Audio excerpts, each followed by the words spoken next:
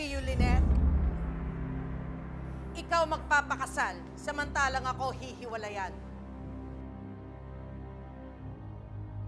You're so winning at life, Lynette. You may be wondering who I am. I am no gatecrasher. In fact, I am the woman you all love to hate. None other than Moira Tanyag.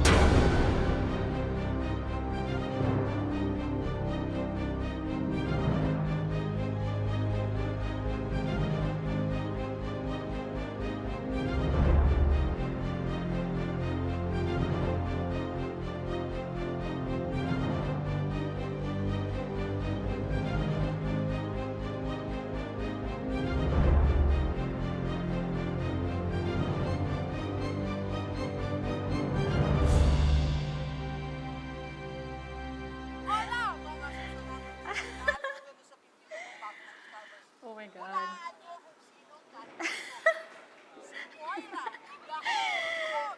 Hi, Zoe! Tingnan mo to. Nakakatawa talaga itong mga vlogs ni Aling Susan tungkol sa mommy mo. Subscribe na nga ako eh. Forward ko sa'yo. Pwede ba? Tigilan mo na nga yan. Why? What's wrong? Di ba you're not in good terms with your mom? Oo nga. Kaso ang ingay-ingay mo nakakainis. Okay, sorry na. Ngayon ko lang naman kasi napanood itong mga videos na to eh. Wait nga, bakit bang init ang ulo mo? Alam ko na, di pa rin nagbabago yung mommy mo, no? Alam mo, Zoe, wala na talaga pag-asa yung mommy mo. Honestly, okay na rin niya magkaaway kayo ng mommy mo kasi nadadamay ka talaga sa kasamaan ng ugali niya. Yeah, you're a brat, but you're not evil. So this time, let her suffer alone. You want my mom to suffer? Bakit? Deserve naman niya. Shut the hell up! And don't you ever speak ill of my mother. Ayoko may mangyaring masama sa kanya. At ayoko mas lalong sumama yung tingin ng mga tao sa kanya.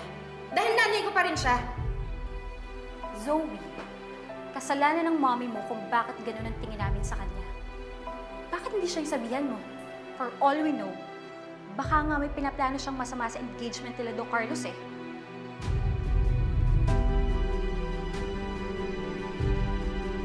Surprise, everyone! Anong ginagawa mo dito? Hindi ka imbitado. Hindi ka imbitado sa buhay naming lahat. Bakit? Inimbita mo rin naman ang sarili mo sa buhay namin, di ba? Sinira mo pa. I'm just returning the favor. Alam mo, Moira, dahil sa ginagawa mong yan, mas lalo mong sinisira yung buhay mo. Kaya pwede ba? Umalis ka na, wag mo na sirain yung araw namin. Is that the way you treat your guests? You're not a guest. You're a pest. Moira, umalis ka na. Huwag mo sirayan yung party namin. Ang OOA nyo naman.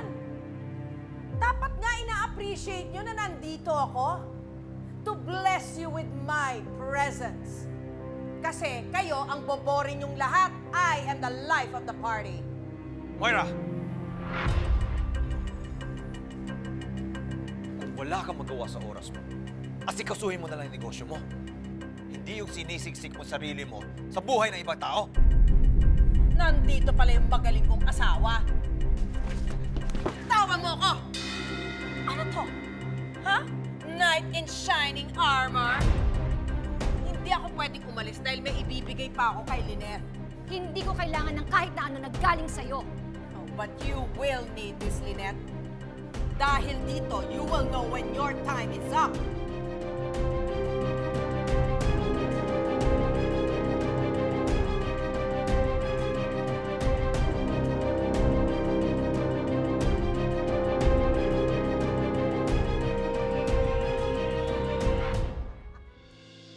Mga uto-uto!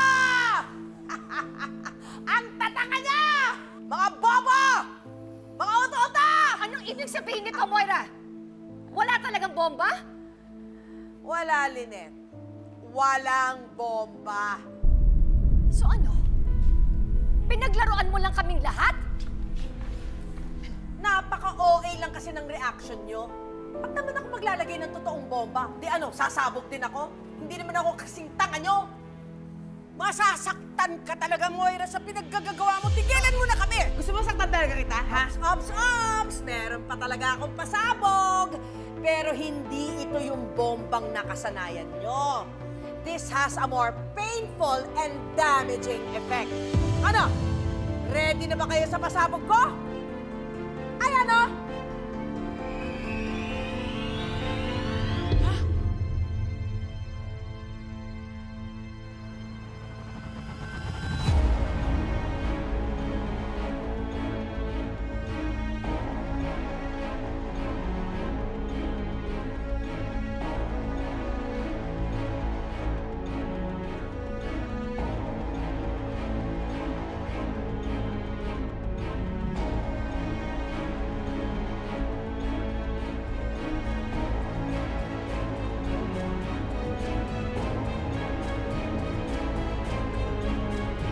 O, diba? May pakisingsin pa si Lynette right before her engagement party. Tanggalin mo yan, Moira. Tanggalin mo yan! Hindi totoo yan! Ang babaeng pinipilit na hindi na daw niya gusto yung asawa ko, na mahal na daw niya si Carlos Benitez, ayan, huling-huli, nakikipaghalikan sa lalaking kinabit niya, ang asawa ko! Hindi nga totoo yan eh! Tanggalin mo yung picture na yan! Hindi yan totoo! Lynette, a picture is worth 1,000 words. At ano ang sinasabi ng litratong yan? Malandi ka! Haliparot ka! Isa kang certified all-caps kabit! Ah! Buti nga sa'yo! Baka walang iyaw talaga, napakasama mo! Alam mo, Lynette, kahit ulit-ulitin mo pa akong sampalin, walang-wala yan sa nararamdaman mong sakit ngayon. At sa nararamdamang sakit ng fiancé mo. Ano, Carlos? Ano ang pakiramdam na maiputan sa ulo? Moira, tumigil ka na. Ano ba? Ganyan mo rin ako saktan. Ganyan mo ako linoko. Ano, Carlos? Gusto mo na bang mag-walk out? Ito ang susi, oh.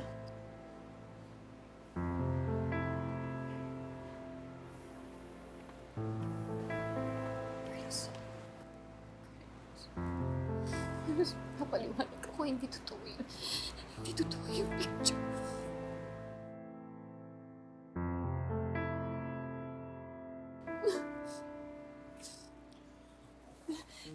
Carlos! Carlos! Carlos, sandali! Huwag na muna siya sundan. Hintayin mong lumamig siya.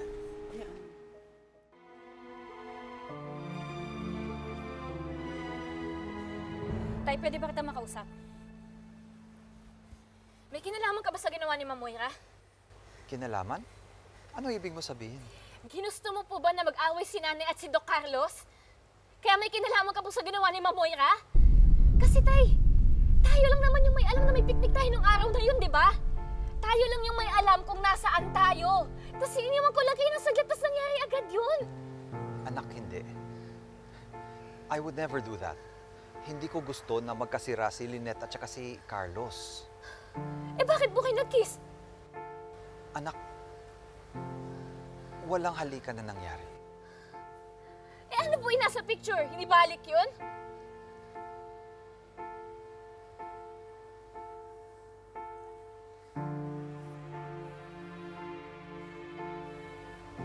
Ako ang may kasalanan, anak. Dahil sinubukan kong halikan si Lynette. Po? Pero umiwas siya. Hinding-hindi magawa ni Lynette na halikan ako kasi may iba na siyang mahal. O eh, di umamin ka din po. Bakit sinubukan mo pong halikan si Nanay? Tay, di ba ilang beses na po kitang sinasabihan na layuan po si Nanay kasi masaya na siya kay Doc Carlos. Pero pati ka po nakikinig sa akin. I'm sorry, anak. Nadala lang ako. Nadala siya dahil nagpakita ka ng motibo. Dahil hindi ka susubukang halikan, kung hindi ka nagpahiwatig sa kanya. Carlos, hindi totoo yan. Wala akong pinapakitang motibo kay RJ. Huwag mong isisi sa akin yung kasalanan na ginawa niya. Hindi ko naman kontrolado kung anong gusto niyang gawin. Dahil gusto niyang makaisa sa'yo. Kitang-kita naman eh. Diba? Tinitesting niya yung kahinaan mo. Carlos, pinagsabihan ko na si RJ. Pinagalitan ko na siya.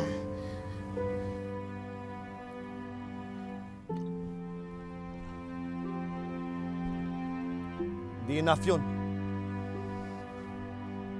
Kahit pa humingi ng tawad sa akin, kahit magpasorry pa siya sa akin, hindi ko siya patatawarin. Ilang beses na po kitang sinasabihan pero hindi ka nakikinig sa akin. Tapos ginawa mo pa po yun sa family day natin. Nag-take advantage ka kay nanay. Tinake advantage mo ako. I'm sorry, anak. Tay, hindi mo ba iniisip? Dahil sa ginawa mo, malabong makasama ko po ulit kayo ni nanay. Hindi mo ba iniisip dahil sa ginawa mo, paano magtitiwala sa atin si Don Carlos? Gusto ko lang naman na makasama kayo ni nanay eh. Pero tingnan mo yung ginawa mo, Tay. Pakiramdam ko tuloy kasalanan ko lahat. Lynette, hindi na siya welcome sa buhay mo.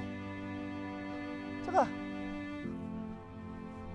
bakit hindi mo sinabi agad sa akin? Para nakumpronta ko siya. Kasi ayoko lang kasi na magkagulo pa. Yun lang naman yun eh. Sorry na. Sorry talaga. Lynette, ano pang hindi mo sinasabi sa akin? Meron pa ba kayong sekreto ni RJ? Carlos, wala.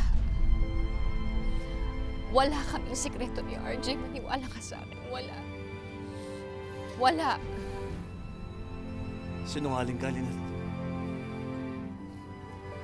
Paano pa kitang pagkakatiwalaan?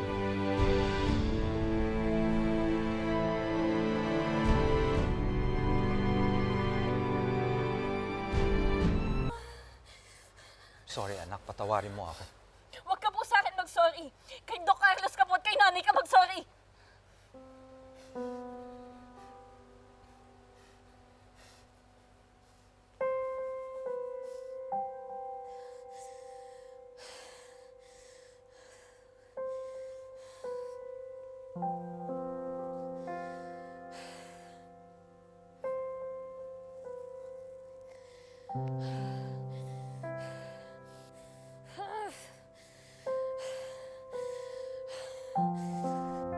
Carlos.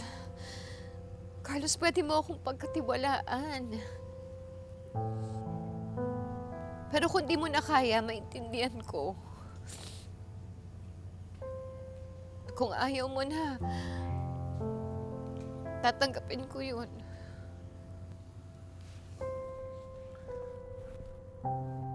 Meron ba akong sinabing ayaw ko na? Bakit bumibitaw ka na? Ha?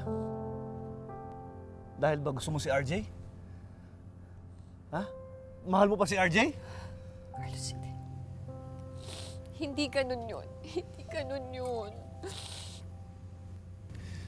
Sinungaling ka, Lynette. Aminin mo. Carlos, hindi. Wala akong aaminin sa'yo dahil hindi ko na gusto si RJ, hindi ko na siya mahal. Matagal na siyang walang halaga sa buhay ko. Tatay na lang siya ng anak ko, yun na lang yun. Yun na lang yun. Tatay lang siya ni Annalyn.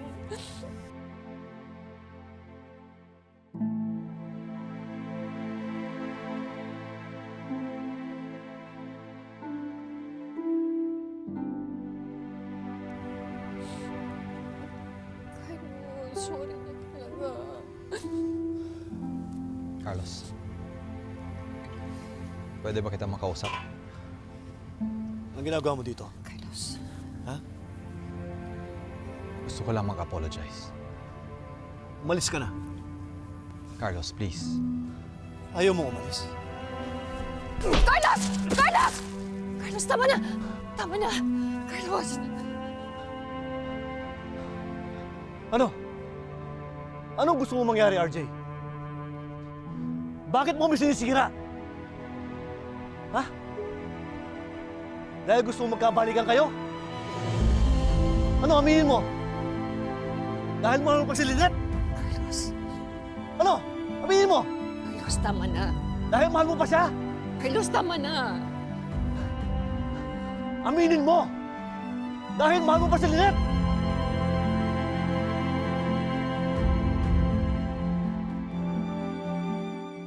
RJ, RJ, please, umalis ka na. Carlos, wala na akong gusto kay Lynette. Hindi ko siya mahal.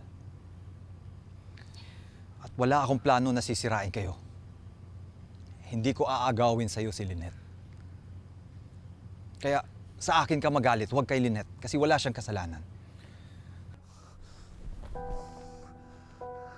Tigilan mo na si Lynette. Dahil wala ka nang babalikan.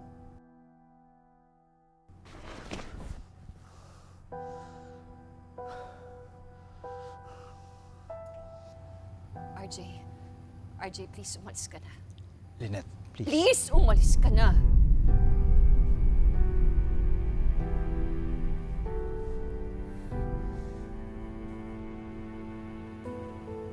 Carlos.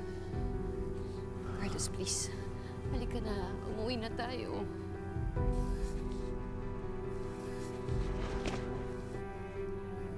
Huli na to, Lynette. Carlos, Putulin mo na lahat ng koneksyon mo kay RJ. Dahil kung talagang mahal mo ako, susundin mo lahat na sinasabi ko. Carlos, nasasaktan ako. Carlos! 2 beses mo na ako pinahiya. Nung proposal at ngayon. At hindi na ako papayag pang ipahiya mo ako. Dahil kung hindi ko alam kung anong pwedeng gawin ko sa'yo. Carlos! Nagkakaintindihan tayo. Carlos, nasasaktan ako. Itawan mo ako. Nasasaktan ako.